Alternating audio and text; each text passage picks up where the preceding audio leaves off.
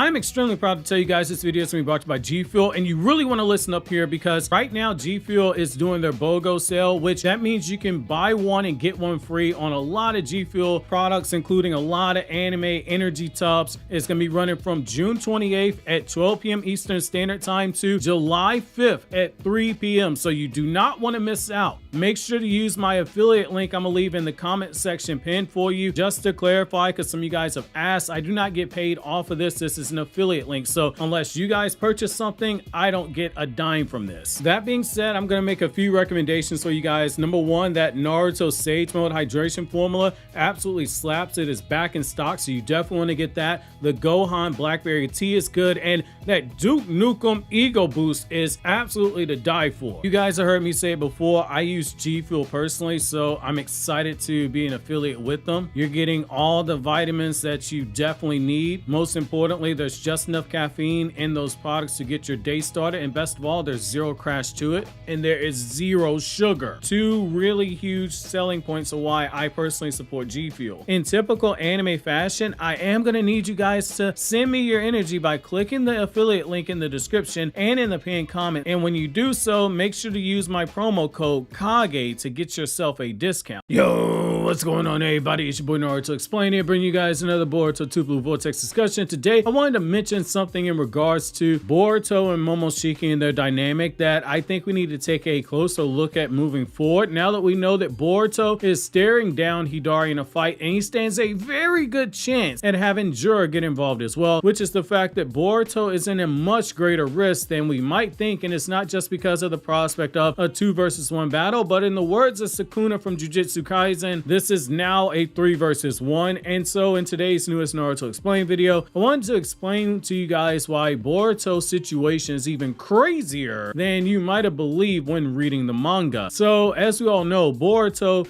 he swooped in the last chapter. He saved Himawari before Jura could devour her, and before Hidari could do the same thing to Sarada. And this, of course, left Jura so pissed off that Boruto had once again interfered. He was scowling, and it made Hidari take note of the fact that Boruto was now on the battlefield, staring daggers through him. While all eyes on this potential 2 versus 1 battle, there is another third party we need to keep our eyes on, and that is none other than our favorite Otsutsuki clan boogeyman, Momoshiki himself. It wasn't that long ago in the story that we saw Kashin Koji, and he's warning Boruto that he needed to sit on the sideline for a while, because if he rushed back in so soon after his karma had begun to resonate with Kawaki's karma seal, that he would ultimately lose control. Losing control means it's Momoshiki time. However, this is a bigger deal than just the prospect of Momoshiki hijacking Boruto's body, but instead it's alluding to the fact that there was something more that had happened during that 2 years in the time skip since Sasuke was defeated by Code. Even though we haven't seen Momoshiki in Boruto 2 Blue Vortex, and the narrative has done such a really good job of reminding us as readers that he still has a presence in the story by planting subtle seeds that the Momoshiki threat, it is still there. So far, we have only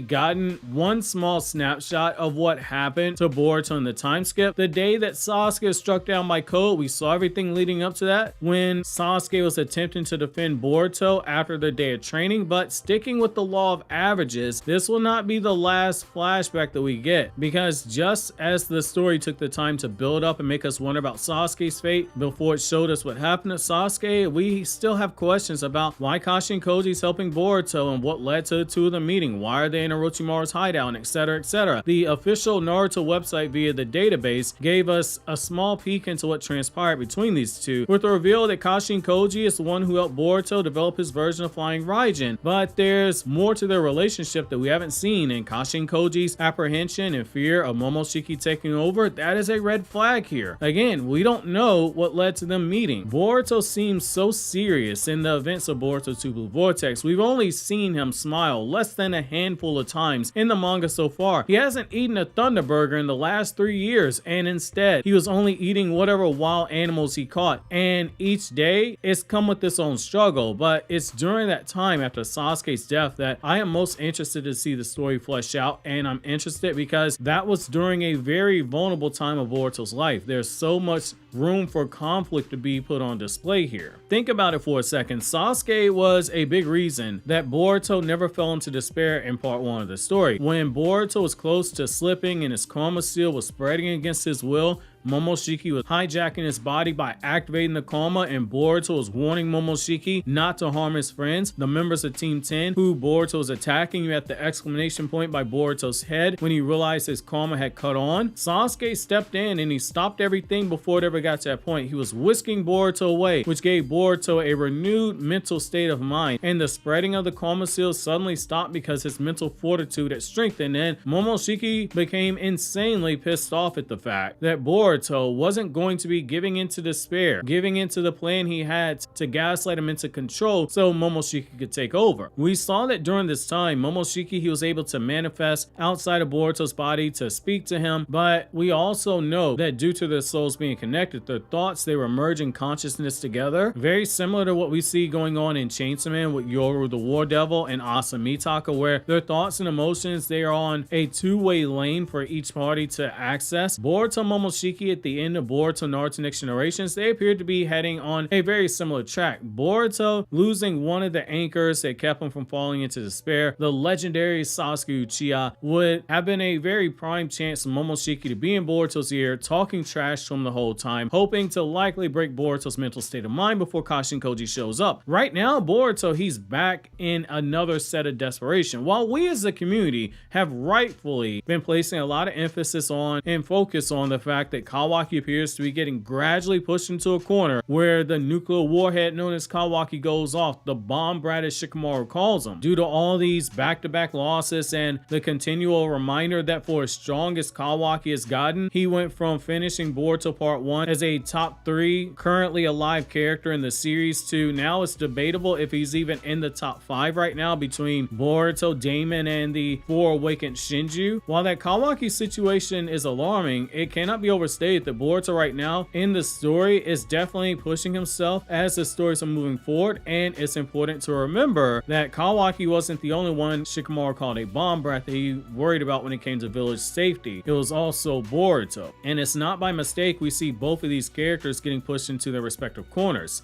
The one thing Shikamaru feared, hence he tried to keep them contained in that house of Ada and Damon. Think about it for a second. Battles with the Ten Tails army that belonged to Code, where Boruto was cutting them down to protect the village, fighting against Code using that high-level Rasengan called the Rasengan Uzuhiko, fighting against the awakened Shinju in the Ten Tails dimension in a 3 versus 1 battle, where just the battle with the awakened Shinju version of Bug had Boruto on the defensive and using more effort than he did when he battled Code. The turning around and fighting against Mitsuki, being forced to use more offensive ninjutsu in a defensive manner. Now he's right back on the battlefield so soon after having to take a rest in order to suppress the spreading of his karma seal, and it makes me wonder if Boruto engages in this high-level battle. As it happens, if he's going to be dealing with Momoshiki, and here's why. Momoshiki, for the most part, when we look at him, when he's emerged from Boruto's subconscious before and he hijacked his body, it's always been under the pretense condition that Boruto is running low on chakra and Momoshiki would emerge and assume control. The other time that we saw was when Boruto had an emotionally charged moment and Momoshiki would pop out to gaslight Boruto, particularly like when his body was brought back to life by Momoshiki. You had Momoshiki poking fun at Boruto when he made that promise to Hinata that he returned home to her, and that time at the end of Boruto Part 1 where he's screaming at Boruto, that was the last time we saw Momoshiki, who would be very petty enough to not just try to gaslight him after Sasuke's death, but also now as the walls are beginning to close in, it's important to remember that these awakened Shinju, they pose a threat to Momoshiki as well. He's not going to be too fond of the prospect that they want to eat him and have him be used to start the process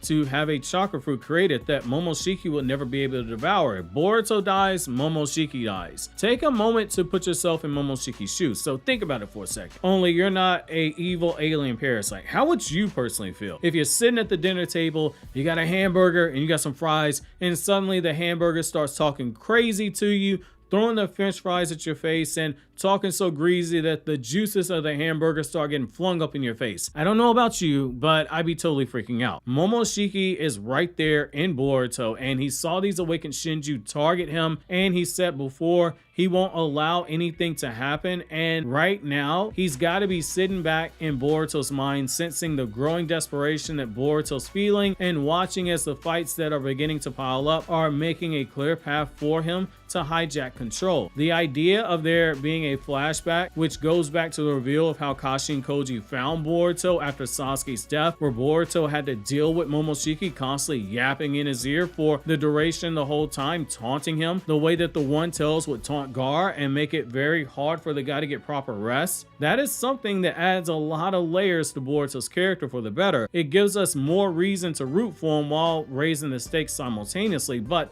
the prospect of Momoshiki popping up out of his ear while fighting Jura and Hidari, seeing Boruto have to struggle on a battle on the outside with the two awakened Shinju while also having to deal with Momoshiki inside his head, that makes for a type of 3 versus 1 battle that shows that it's not just Kawaki being pushed into a corner, but it's also Boruto being pushed into a corner. And if it leads to a brief emergence of Momoshiki, it just adds more to the conflict between Boruto and Kawaki, because it would prove Kawaki was right in his assessment that Boruto was still a threat to everyone that they needed to fear, and it makes us play on our love of Boruto as the audience, because we have the benefit of dramatic irony where we know the complexity of Boruto's situation, whereas the characters like Kawaki, they don't know anything. I am genuinely, sincerely excited to see how Momoshiki's angle factors in here, if it does factor in, because it doesn't make sense, and it wasn't by mistake that we saw the frog freaking out, Kashi and Koji warning Boruto, Boruto pulling himself from the battle, and